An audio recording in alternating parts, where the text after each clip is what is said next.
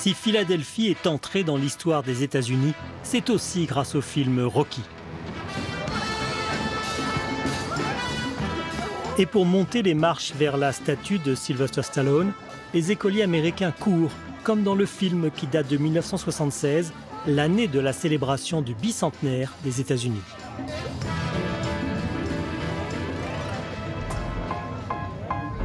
En juin 2026, 50 ans plus tard, Philly, où sont nés les États-Unis, se prépare à célébrer en grande pompe les 250 ans de la Déclaration d'Indépendance, signée ici le 4 juillet 1776. Les touristes commencent leur visite par la cloche de la liberté, Liberty Bell, symbole de l'indépendance. Mais si 1976 était une fête, avec Donald Trump 2026 est plus amer, surtout dans une ville démocrate. Et le conflit entre la ville et le président est visible au cœur du complexe historique. En janvier, Donald Trump y a fait enlever des panneaux qui montraient les esclaves détenus par George Washington. Pour le locataire actuel de la Maison-Blanche, c'est une représentation négative de l'histoire du pays. Une bataille judiciaire s'est engagée, certains panneaux ont été remis et beaucoup d'habitants sont révoltés. I'm from Philadelphia and I can tell you that we in Philadelphia have been fighting to restore these panels. This is absolutely criminal that Donald Trump has done this, and the president is fighting to whitewash our history, literally, to erase slavery in our country. We have to tell the truth about our past, how we treated the people the blacks that we brought here from Africa, and that's part of our history. It's 250 years of history we're celebrating, not one man, right? Et pour les Afro-Américains, cet anniversaire dans un cadre où l'on raconte une histoire blanche, tout ceci est tronqué. C'est en particulier le message de Chris Webb. Il vient de remporter l'investiture démocrate pour les midterms de cet automne. When I look at that monument to ostensible democracy and independence, I don't see my family's story and the story of so many people closest to the pain and the hypocrisy represented in this edifice and this institution. Il est presque assuré d'être élu à la Chambre des représentants. Il se présente comme un démocrate socialiste, cette aile très à gauche qui est en train de gagner du terrain. On the eve of the 250th anniversary of the birth of this nation, I do believe we need to be more radical, because the founders were radical, but not nearly radical enough, because we the people did not include we the people. It did not include indigenous people. It did not include black people. It did not include women. We the people now is vastly more diverse, and unless and until it honors the humanity of all of us, it is rife for failure in staggering ways, and we're moving towards that extraordinary failure at rapid speed as fascism continues to grip this nation. Dans cette ville d'1,5 million d'habitants, 42% de la population est noire et vit dans les quartiers les plus défavorisés, comme celui de Mill Creek.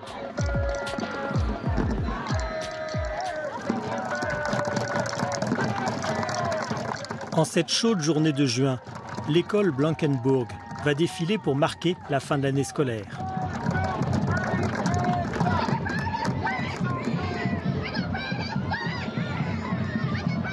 Mais beaucoup de parents sont inquiets, car l'école va fermer l'an prochain, et ils craignent que cela isole encore plus un quartier déjà stigmatisé.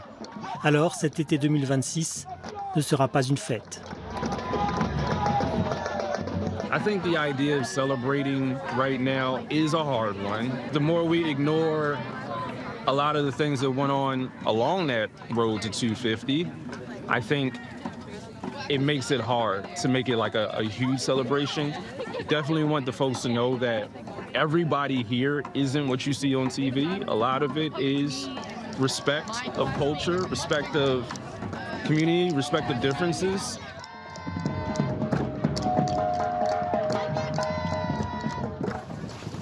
Mais à Philadelphie, il y a un autre quartier noir qui est plus que les autres le symbole de la discrimination raciale et des injustices.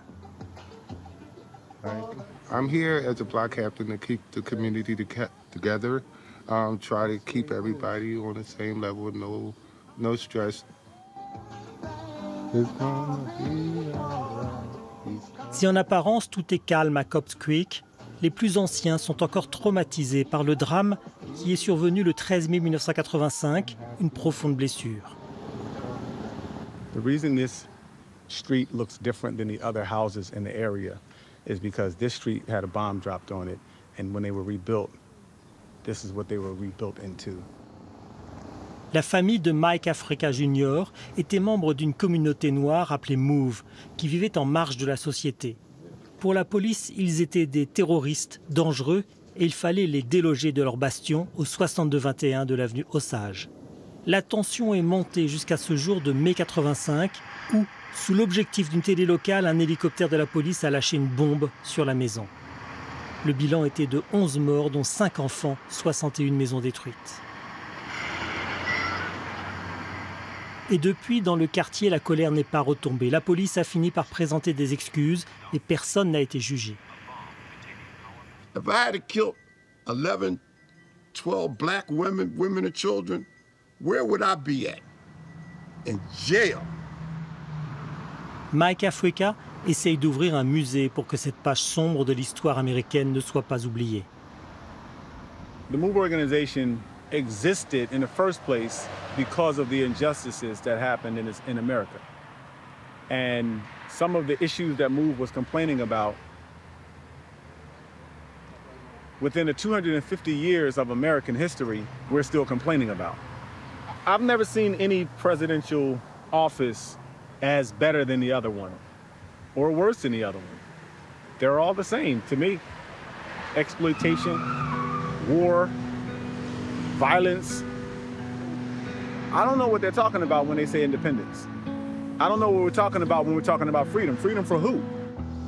Beaucoup d'habitants de Philadelphie ne connaissent pas cette histoire ou préfèrent ne pas trop en parler.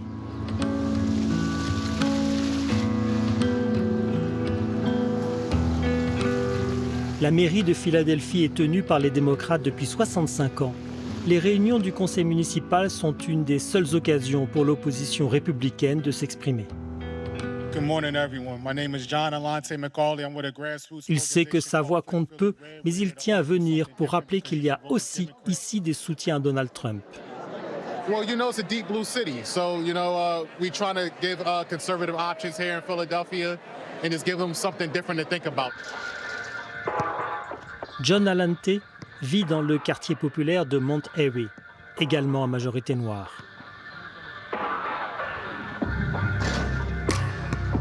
Il aime rappeler que même dans un fief démocrate, il peut s'exprimer et que dans un pays présidé par Trump, la démocratie reste une réalité, ce qui n'est pas le cas partout dans le monde. When you say I'm not happy about 250, I think it's phony. I'm not happy with America. Right now in Iran, they're hanging people for protesting their government.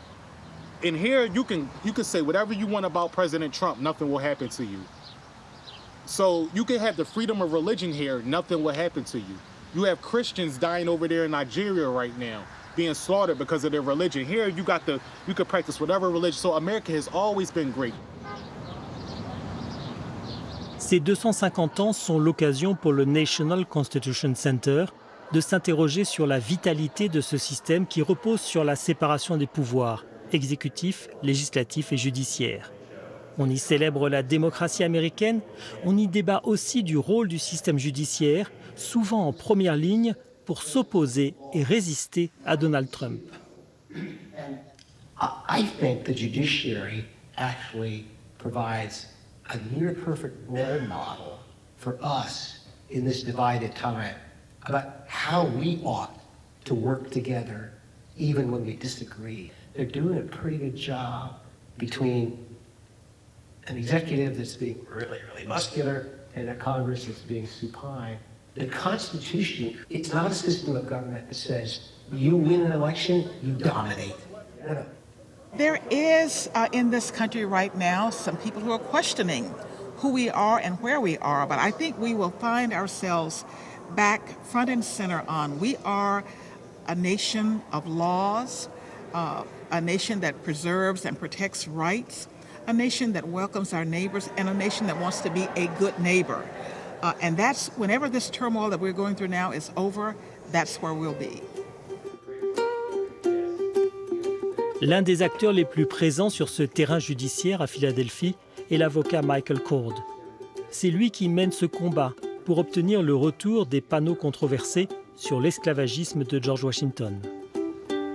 This is basically our stars and stripes, black folks. This is basically our red, white, and blue. It's just a symbol of the black revolution. Red is for the blood, green is for the land, and black is for the skin. The fact that Donald Trump won has forced people to become progressively radicalized. That wouldn't have happened under a moderate Republican administration. It wouldn't have happened under an establishment Democratic. So the fact that Trump has pushed people up against the wall, and now they have their backs up against the wall, they're fighting back. You talk about great unintended consequences, that's it. And what we're doing with the TAC is a microcosm of the bigger movement of resistance. Philadelphie est dans le camp des résistants, tout comme ce couple de chanteurs croisés dans un parc du centre-ville. We are concerned about our legacy and how our people in our future will see us, people around the world see us, and we want them to see us as good people trying to do the right thing and trying to right the wrongs that are being committed daily by this administration. When the story of our time is told, how will they tell it? Will they say that we were brave and bold? How will they tell it? Did our conscience stir much too late?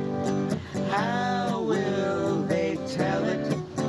Will they say we lived in fear and hate? How will they tell it? Dans 50 ans, pour les 300 ans des États-Unis, que retiendront les générations futures de ce moment de crise qui secoue ce pays? Philadelphie sera peut-être un des bastions du réveil démocratique. How